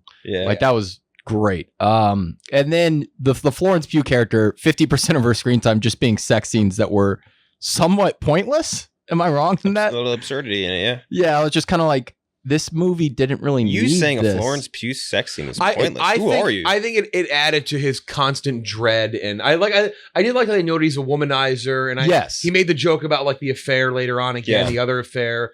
I think it worked in that sense. I was surprised though. After the first one, we saw her boobs again. I was like, oh, Yeah. Oh, yeah. I was like, I mean, I'm not complaining that you showed. how loud were you and how loud was your cheer when you stood up in class? I was the only one. By the way, I think I want to very expressly apologize. I think that we actually poisoned people into thinking there was a 15-minute sex scene. Oh, yes. we did live. Someone tweeted out that a girl was sitting next to them at the movie and the girl was with her mom. And every time a sex scene started to roll, she would just run out and go to the bathroom because I guess she probably thought there was going to be a 15-minute sex scene. I think between the tweet was like reasonably viral, then you editorialized it on Yes. TikTok. The TikTok definitely went way more, and that one people were everywhere talking about. Oh it. my We had a guy get up I just behind made us that to shit go to the up. bathroom, by the way, when he walked out of the door to leave the theater with 4 seconds left in the Trinity countdown. Like, like this is Come on. this is the most obvious don't leave the movie scene. They're literally A counting it countdown. down. Like, what are you doing? What the fuck? Which we haven't talked about that scene yet. Incredible. It is Yeah, incredible. really good. It is. Them setting off those explosives like in real life, like that made a huge difference. Yeah, huge, like massive. That when they were just practicing like the components, and they showed that explosion. Like, holy shit, I've never Just seen that the, in a the movie delay of before. the audio. Yeah. The Just sound like, design was sound design. the unreal. sound is the scene for me that is like. So there's 3 sound things that I picked up on. One, the moment you realize, and this happens a lot in Nolan movies, it's the one sound you hear the whole movie. He's Yeah. big on that, like Mhm. right, like Inception. The song is just stretched Yes. out, and that's you're hearing the song the whole time. You just don't realize it maybe at first. when you realize that the sound of like the dread and things are bad sound is just the feet stomping in the auditorium when they're celebrating the bombs going off, like that's a cool moment. That scene where he's giving this speech and it's dead silent and then people are like dying because like the bomb is quote unquote going off in his life and his mind. Skin flaps on her face. That was that's Chris Nolan's daughter. Was that really? Oh, really? No way. I didn't know that. Yep. So that was crazy. And then the Jason Clarke scene where the deposition, he's just hammering Oppenheimer back and forth. It's louder and louder and louder. That is like masterpiece shit for me. That is just fucking unbelievable. I also love the and Nolan's always been good at this, like the visualization of what was going on in his brain. Like it would cut to like the atoms colliding into each other and spinning around each other, like the science in his head, like because it's kind of like a callback to that first scene where he's like, algebra's like music. Can you hear the music? Yeah. I did love that getting spliced in throughout the first like 2/3 was awesome. Yeah, that was amazing. If you're a science nerd, you will love this movie, I think. Yeah, there's some things I don't understand. It's like the Avengers of like, you got Niels Bohr in there. You got even Heisenberg shows up. Heisenberg shows up. You get what's his face who invented the. I mean, we always knew the hydrogen bomb guy was going to be in there. That very funny fucking tweet that guy had, where he's like, some scientist tweeted like, "Man, I really thought people were going to watch this movie and want to be scientists, but after watching, I don't think that's going to be the case." Like, what about Robert Oppenheimer was going to make you think that people would want to be a scientist after that? Let's jump negative. Let's read the reviews of Coworkers, because that is a thing. You talk about the way people wanted the Barbie thinking they get something different. They get like an elevated, like something like Oscars. They wanted like a nuclear holocaust in fucking Oppenheimer. Here's one review. I saw Oppenheimer. It was too long. I'm only going to say the name of one person because they're a fucking bozo. It was too long. I don't think the story was told particularly well. I don't care about Oppenheimer and the Robert Downey Jr. character at all. Didn't think they set the story up well. It shouldn't have been two separate. It should have been two separate movies. I don't. Again, if you don't like it, that's perfectly fine. Like you guys like it a whole 10 points less than I. Like I totally. Like even like our coworker Big T told me, he's like I liked it. He goes, I didn't think it was like greatest thing I ever saw. He's like, I did like it though. Like I think that's fine. There are some takes where I'm like, I don't even think that's an opinion. Like I think that's just like I think you just didn't know what you were doing. Yeah. like what marketing material did you watch? Anyway. I was like, Chief had a whole blog where he was like, man, they had a whole blog where it was titled something along the lines of where it was like, in Oppenheimer, they better show Oppenheimer losing his security clearance. Like, did you watch a trailer? Like that was all you need is the most first trailer of the movie, and you know that. Oppenheimer was brilliant and interesting, a character study, which we haven't used those two words yet. This is on it's a character study, very deep political thriller character study, a character study about a complicated hero. I also think I need to see it again to truly understand it. Which that is Clemmer. He did see it yesterday. And he said he liked it more the second time. One of the best movies of the century. That was from Kirk. I can't believe Josh Peck was the guy that pushed the button on the practice nuke. Wait, by the way, I'll say the name. That's Eddie, our coworker Eddie, that's the most Eddie. Irony Bros also did big laugh when Josh Peck came on screen. Eddie, if I were to guess one person would use the words practice nuke, it would be Eddie. I can't believe Josh Peck was the guy who pushed the button on the practice nuke. Barbie was pretty good, what you'd expect from a Barbie movie. Oppenheimer, though, whoa, that is a film. Will win 10 Academy Awards minimum. That was Stu Feiner. That was Stu Feiner. Stu's probably right. I mean, he's right. That's an astute observation from Stu. Here's the one from Stephen Che. Which this again, I roasted this. I said like, man, I can't believe The Social Network wasn't about Winklevoss when beating the shit out of Zuckerberg. Dude, like, I don't know how you get this take. Before we get to the Che one, I just want to say I'm happy he watched something that wasn't an NFL film. He doesn't watch movies. I'm happy he watched a movie. But here I have to tell you were wrong on that, because he knows, and him and I have talked about this. He used to be obsessed with going to see every Oscar nominee. Yeah. He likes Oscar. Like I was like, what the how do you get duped like this? Like, what did you read? He said, Oppenheimer thoughts, sheep in wolf's clothing. 3-hour movie with the last 75 minutes being basically C-SPAN with 2 courtroom cases. Would have been way better if just 2 hours. Did anyone else think not? Wait, what? The last point is incredible. Wait. Did anyone else think not get 2 trailers? What are you supposed to say on that? I think he said like they didn't get enough trailers. Yeah. Like he only got 2 trailers before the movie. Before the movie? Yeah. That's a detriment to the movie. Nice, so fair. Again, like Chief didn't love it, and like honestly I don't have any problem with Chief's review. Of course, he didn't love it. Like that's perfectly fine. But then like Che replied that he's like 100% correct take. And I'm like motherfucker, Stephen Che. I hate getting mad because we've always been pretty good about that. We've had moments where we kind of joke about it. I don't care if you don't like it. Like that's perfectly understandable. If you want to debate me on the movie, I will. But Che's is so fucking crazy. And it's just like his biggest downfall was he had the tweet where he used the word action. Yeah. He's like, not enough action. I'm like, what the fuck did you think you were going to watch? Don't forget, First of all, this guy used to chew windowsill and eat lead paint. Just keep this in mind. They only dropped 2 bombs. Yeah. By the way, just a heads up. They only ever dropped it twice. So like, I don't know how many bombs that they're going to drop during this movie. But my big thing, and I mean this actually very seriously, not even like the joke of Che's comments. The last hour of that movie is as intense of anything as I've seen. It's my favorite part. In an action movie. This is my favorite part. The courtroom stuff, the stuff with Strauss and Oppenheimer, I found by far the best part of a very good movie. His nuts when he comes in, he starts like that. That's my thing. It's like maybe you wanted more action. Maybe you wanted to see the bombs get dropped, which by the way would have, I think, ruined the movie. Absolutely. Oh my God. Not would have been the right, but horrible movie. Tasteless. It would have been tasteless. Yeah. So like that's not the point. Like the whole point is the dread and like the regret and all that. Anyway, so I like if you had maybe done that or shown parts of the war or shown other action stuff and that, I don't think you could have made it any more intense than it was, because what do you want action for? You want action for cool like fights, right? But you're not going to get that with this. You're not going to go to the battlefield. Yeah. War's over anyway after the bombs drop. So like you're looking for action that gives you like an intensity. I don't know how you make that last hour more intense. I really like you can't.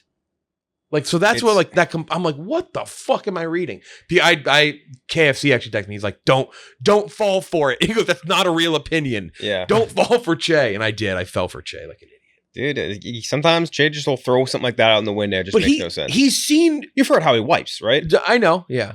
How he wipes his ass. It is. You can't be trusted. But he's seen, that's the thing. It's like, you've seen dramas. You used to watch all the Oscar movies in the 2010s. If you don't figure out that the movie is going to be like a character study drama within the first 15 minutes. Yeah, right? Like, I don't know. What a piece of shit. Almost kills his teacher, by the way. And the action's just like not part. I saw The Imitation Game. I didn't. What the fuck? Nothing on the war front. Exactly, yeah. It's like, it's not the point. And like, it would have ruined what this movie was. You know what I mean? Yeah. It's not about the bomb. It's about the people who made the bomb. Again, I love it. Like, I think some people may want like a more straightforward, because again, it's a classic Nolan documentary. It's a Nolan. It's linear storytelling. It's non-linear in the way they show the flashes. I think the black and white, I think the way the story is put together on screen and edited is fucking unbelievable. Like, I think it is so perfect, and it leads to like what you said. I think you get to a point where you realize that it's probably either going to end or the importance of what the Einstein thing happens. And because there's so much back and forth with politics and you're wrapped up in this world of Jason Clarke's deposition and Strauss talking about just getting the job and just doing what needs to be done to get him his job. And they talk about Oppenheimer and like, he's like, fuck him. He just wants to be the guy, the father of the bomb. He embraced it. Yeah. And so you do think maybe it's like, what did he say? Did he say like Strauss just like farted in his office or something? Like, what did he say? And then it turns out what he said is like, bigger than him, bigger than Einstein. It's like the world has moved on. Like it started a chain reaction. It is like it's such a dropping of the mic where it's nuts. It's such a cool transition, I think, too. Like if you wanted to say that this movie was split into 2 halves, right? Like the atom. Penchek gets science. That's cool. Think about the moment after the bomb test when they give the 2 bombs to the dudes and they're trying to talk to the guys how to do it. And it's like, no, we'll take it from here. And like that moment on turns into something totally different. Thank you, Barstool office, for this fucking siren-proof office. But just everything beyond that moment when you kind of see how all of the moral objections that Oppenheimer had, it's just kind of like him being a coward. You know what I mean? Like, him not being able to take a stand one way or the other. One side of him wanting to be the father of the bomb, wanting to just finish this project that they've worked so hard on because in the name of whatever you want to call it, I guess science. But like, and then the other part of him just wanting to not be known as the guy that nearly starts like the end of mankind. And like that part of it, I think is so well done. And the part of it where like some people, and I think Che or other people had mentioned this, like, oh, like, why do I care about it? Like his security clearance. Like, that's not it. Like the whole point is after the bomb, he's the biggest mind in the world. And that security clearance thing is just a catalyst to him being discredited. Right. It represents it's his reputation. That's where like that type of the critique of the movie where it's like I want to bite my tongue because like whatever, I loved it. I gave it a fucking 100. Like I should just like it myself. But it's like that's not the point. And it's not even it's not like it's fucking Tenet either, by the way. It's not like we're like, remember, I always joke, I accidentally understood Tenet. Yeah, I mean, I've tried so many times, I still don't get it. I've watched so many YouTube breakdowns. I get not saying like that's like this is not really yes, it's not told very in a linear way, but it is very straightforward. Like it's pretty clearly a symbol for his credit. Like it's not just he like it's not like Miracle where they beat the Russians. It's like it is a. I always thought of Miracle just because they played Dream On in that Gareth Edwards trailer before the movie. But like it's just like you said, it's a catalyst, it's a representation of it. It's like I don't again that it represents his reputation, and like the fact that like when they make a very big point of impressing it on you that like after the bomb is made, he is the #1 guy in science in the world. Einstein dead and gone, basically, like for all intents and purposes, like he is the guy. And then Strauss makes a very big effort to discredit him as the guy. It's Amadeus. That's what I said in my. It is Amadeus, and I actually saw once I looked it up. Christopher Nolan explicitly said that he structured their relationship as Amadeus and Mozart, which I loved. I mean, that was just great. I love that back third. I can't believe people don't like it. It is. It's like. And it makes sense because you guys, like, we joked about it last night when I said it. I told you guys this thought. It's like I'm a big Sorkin fan. It's very Sorkin-y. Dialogue heavy. I mean, the dialogue sets everything. It's a political thriller. It's the wrong. Like I can't pick a favorite scene. Like I think the best scene is probably the Jason Clarke scene. I think that is like. You could argue though that the quiet scene in the schoolhouse or on like.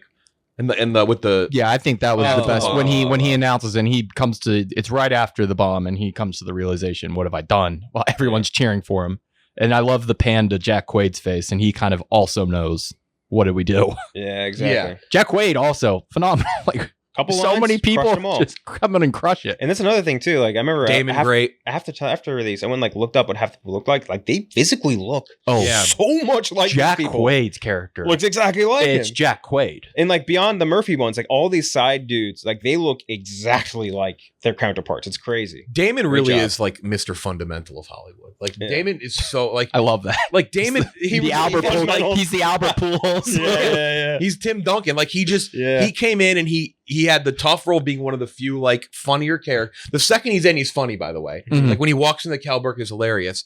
And every like little moment, and even his more heartfelt moment where he says like, no, I would not clear him. He's like, but I wouldn't clear any of these fucking guys. Exactly. Like he was great. It was unreal. I don't we talk about the Dune thing. Like my only like really positive about Dune being delayed is like I don't want these two movies to compete at the same Oscar. Like if Dune is good, Dune may not be good. I hope it is. I hope for everything in my life that Dune is great.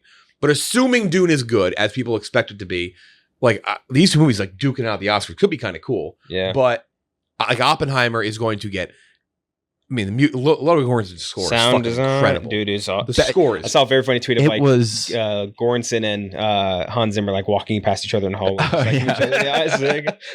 The Göransson score. I loved how it was almost like a horror score. Yeah. Like I love the way they did that. Like it just built that, like you were talking about earlier, it just built that dread throughout the movie. Mm-hmm. God, the movie's so good. But sound, music, cinematography, screenplay, editing, that's minus $5 million to win editing, by the way. Oh, best editing at the Oscars. He's got the best. He has to have one of the best editors. I can't remember her name, but she is. Yeah, no, she is. She's phenomenal because his movies are not. I can't imagine easy to edit. Like they're just ridiculous. His like storyboard, like of like timeline of events, and trying to be like, okay, now I got to piece this. Yeah, I want these 6 things right here. Even though wait, what do you mean? There's different scenes. Yeah, no. Dude, he's and I think adapted screenplay alone, like I would put a lot of money on him winning that because it was unbelievably well done. Definitely front runner for picture right now is my guess. The acting categories are going to be a zoo. I would imagine, obviously, Cillian in Best Actor category. I would assume they get 2 in Best Supporting. Yeah, I don't know which 2 at this point. I have no clue which 2 they'll put in there. You know what's weird is I think that they will give ones where they don't maybe necessarily deserve it. I think one will be RDJ for sure. RDJ deserves it. I think RDJ was unbelievable. Yeah. I could see them pushing Matt Damon as a cool storyline where he gets nominated for Air and he gets nominated in both Best Actor Emily and Blunt Supporting. will definitely get Supporting Actress. And I don't think she should get Best Supporting. You don't think? No. I don't think like that was. She had one good scene. Yeah, I think she's not worthy. But that's a class. I know you're always a guy. You don't always love when it's like a small scene that gets you the big nom. Exactly. Like, even like I know people bitched when fucking Mahershala Ali won in Moonlight. Like he had way more to do with Moonlight than Emily Blunt had to do with Oppenheimer. And like it's not to be like, oh, Emily Blunt's scene stunk. She was terrible. Like no, she was good in every scene she was in. But I guarantee you, we're going to see better supporting actress scenes. Okay, so in terms of small scenes, who like in terms of like Mahershala Ali's the movie, I could like. I'm not saying they'll get it. Rami Malek, I could see getting like a just push. Getting one, because it is such a pivotal. Not scene. ones that even should get them, just people that will get them. I also thought, by the way, I thought Ehrenreich was great. Ehrenreich was sick, dude. So good. Not even a named character. Yeah. Just like Senate aide. He was incredible. Jennifer, is it Lame or I don't? Is it Lame? Lame. That's the editor. Okay, yeah, she's done like pretty much all of his movies, right? She's done. So here's her work. Yeah, Before the Devil Knows You're Dead, Reservation Road, Lovely Bones, Paper Towns. Funny enough, There we go. Manchester by the Sea. No, she's done like kind of a bunch of random things here and there. Remember Meyerowitz Stories? That was a fun movie. She's done a lot of Noah Baumbach. Midsummer, Hereditary, Marriage Story, Tenet, which had to be impossible to edit. I can't imagine. Judas the Black Messiah. Oh, Blonde. No, she was additional editor on Blonde. Okay. So that must be a cleanup act. Ooh. And then editing this movie had to have been because Dunkirk is like this, right? But Dunkirk was it was like bigger blocks of scenes where this was so many things spliced in, and it all fit perfectly. Mm-hmm. So just going down the list, Murphy, yes. Blunt, I think will get it. I think Damon will get nominated. I think Downey Jr. will get nominated. Pugh, I don't know. I think they really like her, but like I don't know. I don't think she gets it. It's for Princess Cerulin. Yeah. Josh Hartnett. Maybe. He was great, but he was so early in the movie, I think people forget about him by the end. But scenes post that too. Like the scene where like he's trying to like convince Oppenheimer to like stop doing all the socialist shit. Yes. Like that scene is really good. Like his like desperation and not want his friend to get like arrested. Rami Malek, maybe. Casey Affleck, no. Benny Safdie, maybe. Safdie, I could see he is pretty fucking good. I love this. I love this turn Safdie's taking in his career where he's like, I'm just going to be a character actor. And he's really fucking good at it. That accent's great. Yeah. Dane DeHaan, no. Ehrenreich, maybe. Krumholtz, no. But he was really very good. He's excellent. Who was Josh? No, like all the other ones after. Take off the outfit. No. Yeah. I could Malik. I think of the small ones I could see because it's such a pivotal scene in the movie. Watch him fucking give it to Gary Oldman. Yeah, Gary Oldman. That would be really. Get that crybaby out of here. You bitch boy. Yeah. Blood on your hands. That is a great fucking man. That really is. The bomb ain't about you, son. I dropped that shit. I get the credit for that, bad boy. Yeah, unbelievable. I'm excited to see it again. We'll see. Maybe I'm a prisoner of the moment, but I walked home from it. I'm like, God damn. I'm like, I don't have any issue with that movie. Very up my alley, but also a good example of like, man, there's some bad biopics out there. Yeah. Like they're just, but also a good example of like, you can really do something. Now, I'm not saying everyone can. Christopher Nolan is a unicorn. One of one, man. Right. But you can definitely make biopics that aren't just fucking made for TV, A to Z storytelling schlock. You can make something inventive and something different and something creative. And it's just a good example of that. Mm-hmm. Like another one that Ryan Malek won a bunch of awards for. Yes, exactly. Ironically enough. I know. I posted about the Supporting Actors, and someone was like, "What you didn't think Rami Malek was better in Bohemian Rhapsody?" And I was like, "Nope, nope." Yeah, old takes exposed though, because when he dropped that clipboard and said nothing, I'm like, oh man, we're gonna make fun of this fucking loser. Yeah. And I don't hate Rami Malek, but like this man has no lines. What a bozo. He just showed up and I was like, there's Rami Malek. Rami Malek is a legitimately great actor. Yes, I know this from watching good. 4 seasons of Mr. Robot. He's fucking phenomenal. He's been used incorrectly in every movie he's been in. Yeah. Except for this one where they're like, he's just gonna be a little guy. He's gonna be a little tiny guy in the background. And then he's gonna step up like a mouse and just take him down. Walking alongside old Leo Slizzard in Chicago. Great name. That was, everything about it was, I was so scared. I was just so fucking frightened that he was gonna be like just the guy there. I was gonna be like, oh yeah, Ryan Malek was there. Man, that scene, that scene was so good. Well, there's a bit with Dane DeHaan too. I'm like, is he gonna fucking talk? Yeah. Oh yeah. Yeah, he did talk. He talked quite a bit. Yeah. All right. Well, the breakdown of that conspiracy, by the way, too. That sequence is really well done. Just to decide to end it on that note, when they break down how Strauss engineered. Oh yeah, with David Dimension. That's such a really quick scene. Yeah, a really classic whip pan to see. Well, it wasn't a full whip. But yeah, it moved. Yeah, it's like in the room the whole time. Yep. Him reading his letter was great too. Exactly. It was a real. You're like, man, this motherfucker just a hater. Catch a break. Yeah, this guy haters. He was a generational hater of Strauss. Actually, who played? Sorry, we used virtual names. Who played his lawyer? Not Oppenheimer's lawyer. Oh, he was really good. He was he was really good at being like, Jesus, this Garrison is making in over his head. What the fuck's that? He's got the one little yellow notepad. He's like, what the fuck? Macon Blair. Okay, yeah, he was. Really I thought he was really good in that role too. Yeah, Southern ass name, Macon Blair. 90 from Gooch, 91 for Ken Jack, 100 from me. 13th movie I ever rated 100. Mm-hmm. I don't think that's going to change based on viewings. I can usually rattle off the top of my head, but that would be because I recently moved Social Network to 100. But that's Empire Strikes Back, Goodfellas, Seven Samurai, Lord of the Rings, Return of the King, Godfather, Singing in the Rain, Back to the Future, Blade Runner 2049, Willy Wonka, All the President's Men, which the political thriller. There's a Skarsgård in this movie. Yeah, Gustav from Vikings, and then Social Network and Oppenheimer, 100. That's it. What's next week? I think it's like nothing, right? Haunted Mansion. Oh, fuck Haunted Mansion. They cloned Tyrone. I heard it's good. They cloned Tyrone was good. Yeah, really liked it. We'll do both. It was like, you guys ever watch Undercover Brother?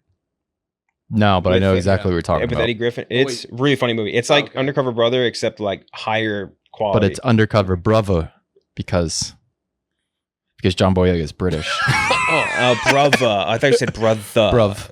It's really good. We'll still do Haunted Mansion. It's a Disney movie, and I kind of think it's going to be bad, and I kind of want to. Yeah. But we'll do. They clone Tyrone. It's on Netflix, what the right? Fuck, Garrison? This guy was skinny. The guy played Garrison. This guy's skinny as a fucking twig. Yeah, Goddamn. Sorry. But yeah, they clone Tyrone really good. You guys will like it. Netflix. That's it. Biggest movie release week in many years. Probably successful. Very successful. Yeah. There could have been a lot of things that went wrong. It was amazing. I can't wait for Hollywood to try to replicate this and do so miserably. Oh yeah. Oh yeah. They're gonna try and engineer it. Oh, here's the movie about here's Kang Dynasty and whatever. This will never be able to be recreated. I don't think so. Not artificially. Organically, maybe. Never artificially again. The movie about the Iraq War and My Little Pony. It'll be something like that. Yeah. They will never be able to replicate it. Which, by the way, that was one of the greatest things about this whole experience was just like a great feeling of movies being back while you were there in the theater. Because like not only like both theaters packed to the fucking gills, but like everybody was just having so much like fun being part of the experience, and like that's something that it's like heartwarming as movie people. You know what I mean? Yeah, really, it was just a lovely weekend. So I'm gonna go back and see him again. That's it for Ken, Jack, and Gooch. I'm Jeff Little. We'll talk to you next time. Sweet. I'll go film. I mean, what?